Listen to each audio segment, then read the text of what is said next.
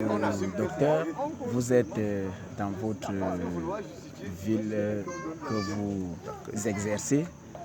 Vous venez d'assister à une conférence de débat organisée par le Centre camerounais de lutte contre les violences faites aux hommes. Quels sont vos sentiments? Avant tout, je veux me présenter. Je suis le docteur Arsène Benet Michel, médecin chef du centre médical d'arrondissement de Lembézi. J'exerce ici depuis plus de 10 ans pratiquement. Par rapport au thème sur lequel on a débattu, par rapport à notre association qui est un centre camerounais de lutte contre les violences faites aux hommes. Parce que ça avait toujours été une injustice. Quand cette association s'est implantée ici, elle m'a tellement intéressé que je pense que lors de la première conférence qu'on a faite ici, j'ai eu des interventions très intéressantes qui ont un peu impressionné les gens.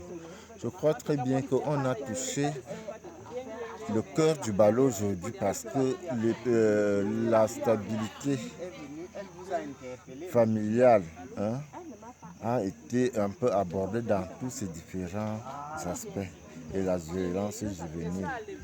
J'ai été totalement impressionné par l'habilité de tous les intervenants et l'agilité de certains intervenants.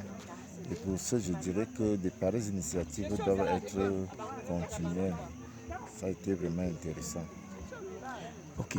Concernant donc les violences faites aux hommes, est-ce que, en tant que docteur, en tant que médecin, vous aviez déjà eu des cas palpables dans vos services?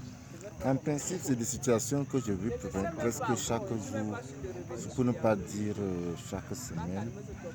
Et on a des violences physiques, des violences morales. Sur le plan physique, quand bien même la femme ne peut pas taper son mari, elle va finir par le... J'ai vu une femme qui, au niveau d'un village qu'on appelle Endo, qui a poignardé son mari au niveau du thorax. Et malheureusement, heureusement pour le monsieur, ça s'est passé du côté droit parce que si ça s'est passé du côté gauche, ça allait être fatal. J'ai vu une femme qui a versé de l'eau chaude à son mari et cela a créé des blessures des brûlures du deuxième degré avec des superficies un peu intéressantes qui pouvaient compromettre sa vie.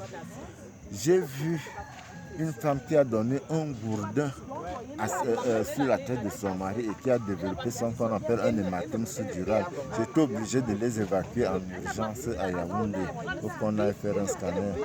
Voilà le temps de violence physique que j'ai vu. Sur le plan moral, c'est chaque jour que les hommes viennent se plaindre du mauvais comportement de leur femme qui a fini même par les rendre impuissants parce que la femme l'a traumatisé à tel point que quand elle veut même exercer l'acte sexuel, elle devient incapable de le faire.